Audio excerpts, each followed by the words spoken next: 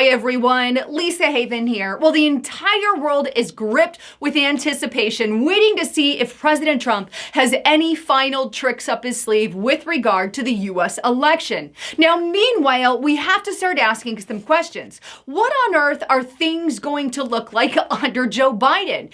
After all, many people have really questioned his cognitive capability and are really asking, can that man really be in charge of our country when he can't even put a full sentence together? Well, it's a good question that needs to be addressed, and it's also left many people at least believing that maybe Kamala Harris is really the one who is going to be pulling the strings. But I've got even a deeper analysis that I want to share with you, and while Kamala Harris might be making some of the shots, I have to say I do believe that a small body of billionaires could be coordinating, if not instigating and, well, nudging Joe Biden in one direction for their own personal benefit. What am I talking about? And just who is this small group of billionaires? Well, before I get into that, just a quick break. Heating costs are going up this winter. This is why I got my hands on the Cold Killer heater at thecoldkiller.com. This heater instantly heats up spaces within seconds of being turned on. Traditional central heating can take hours before it heats an entire home. The Cold Killer heater works even in the coldest corners of my home that seem impossible to heat. It's my very own personal furnace at my fingertips that I can use anywhere that I want. On my desktop, on my countertop, on my patio, pretty much anywhere that has a flat surface. Plus, there's an adjustable setting so I can control exactly how much heat it's putting out. The Cold Killer is simple, convenient, and affordable. And I don't have to rack up massive energy bills. And right now, for a holiday special, you can get it for up to 50% off. So go to thecoldkiller.com and take advantage of this special offer. Or click in the description box below. All right, back to the broadcast. Now, we all know that there is a shadow government who is truly calling things and have been for quite a number of years. Thankfully, under Trump, that has really hit a stop. But under Joe Biden, I do believe that that would be allowed to thrive and prosper. So we have to start again asking the question, who is really in charge of the country? And as I stated before, I do believe it's a small group of billionaires. Here's what I'm talking about. Let's start first with who's going to be in charge of our health policy? Well, it's very likely looking like Bill Gates could have his hand in on the action. No, Bill Gates is not some kind of medical professional, nor is he a doctor, nor is he an avid researcher or research scientist, nor is he an ophthalmologist. No, his only credential is that he is a billionaire who made billions on software that he has created. Take a look at this article here on dailymail.co.uk. Bill Gates says lockdowns could continue into 2020 and believes that restaurants will be closed for at least the next 6 months. The truth of the matter is, this 65-year-old has managed to gain a massive following within the Democratic Party, who many people bow on the every word of Bill Gates, their quote-unquote Lord and Savior, obviously not mine. That would be Jesus Christ. But many people are bowing down to his every rule. Could this be one of the people pulling the strings from behind Joe Biden's regime? He's already had an awful big impact in the Democratic Party. Or how about this? Who's going to be in charge of the environment as the green movement prevails and move on? May I suggest that could be Tom Steyer. He's a billionaire hedge fund manager who basically just switched his focus from politics to, well, the green agenda. He himself is not a scientist either, but he can use his billions of dollars to influence people to push his green new policies. You know, check this article out.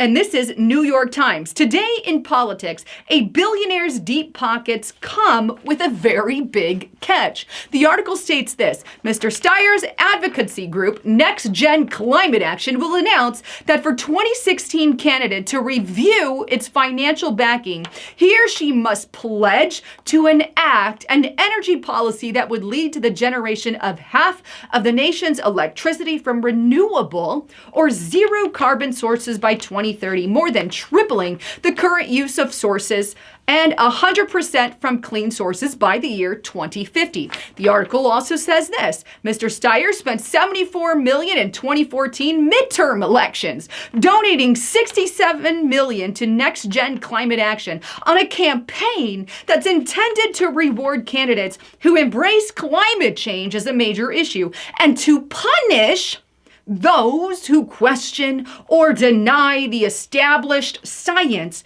of human-caused climate change. In other words, Tom there, this billionaire who is not a scientist, I repeat, not a scientist, says that he's going to use his money for Democrat candidates and they must agree to his green term deals or else they don't get his finances. Could it be that he's kind of the one pulling the strings from behind the scenes with these Democrat candidates who accept his money in order to push what he says goes? Somebody who doesn't even study that kind of stuff. Nope.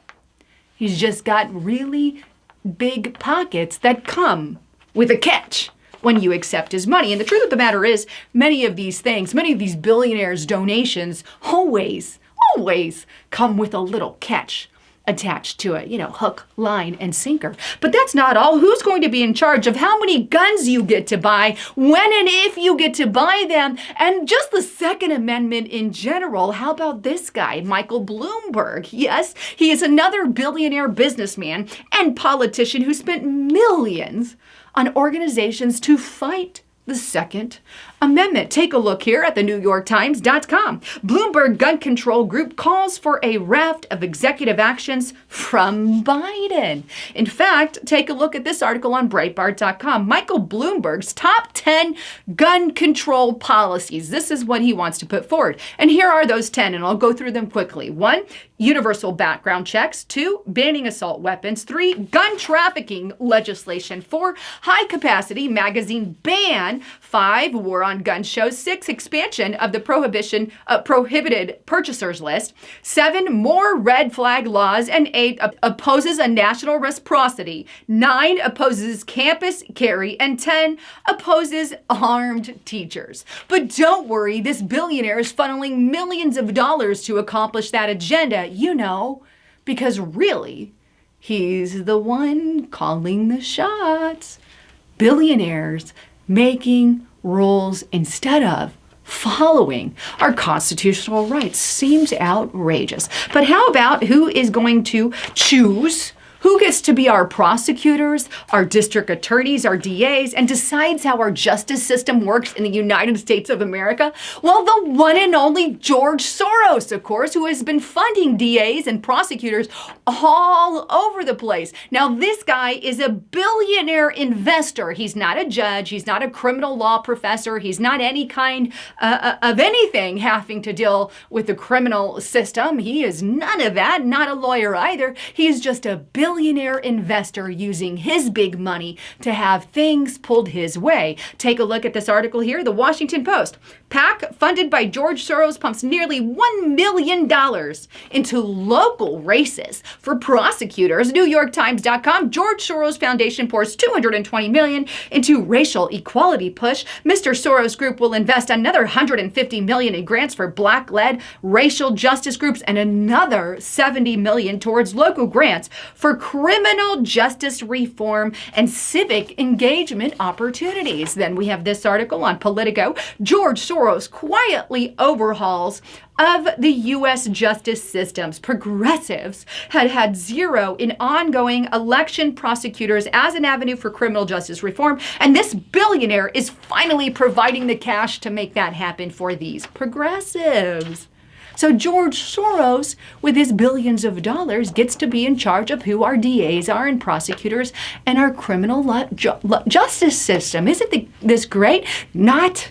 This is the guy who instigated stuff over in Ukraine, not to mention multiple other countries. Why are we allowing such massive flows of money to be poured in by these billionaires? Good question. He's the puppet master, but who else? Who's in charge of trade when Joe Biden gets in? Because, this is very likely the ones who are choreographing what he's doing, right? Here we go. How about Tim Cook, right? The billionaire CEO of Apple? Yeah.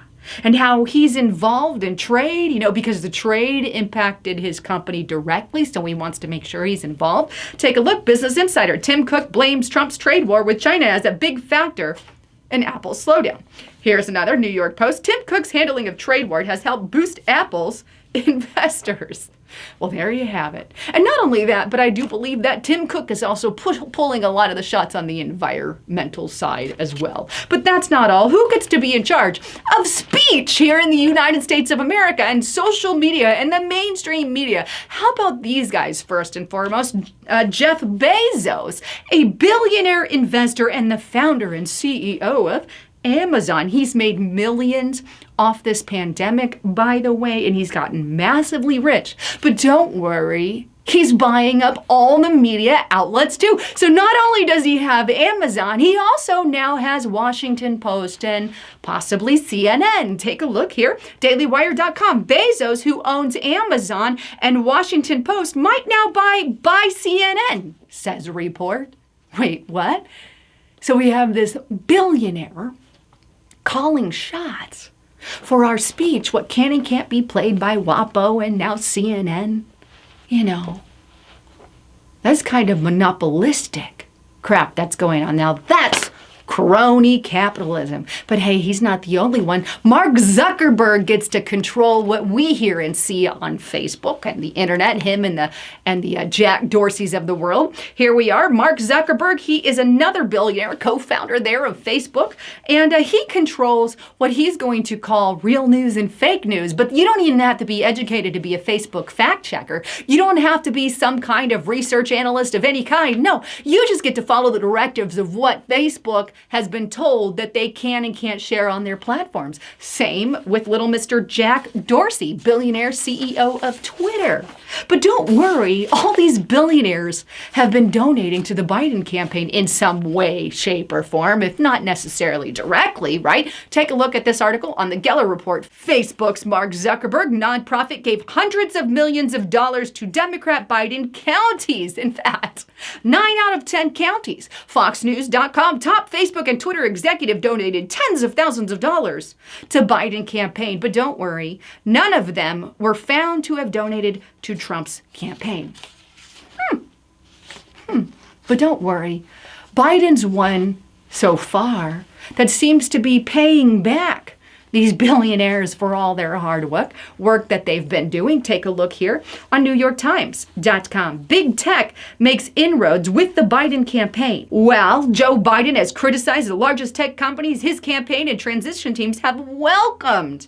Allies of Facebook and Google and Amazon and Apple, all the same billionaires I mentioned, into his staff and policy groups.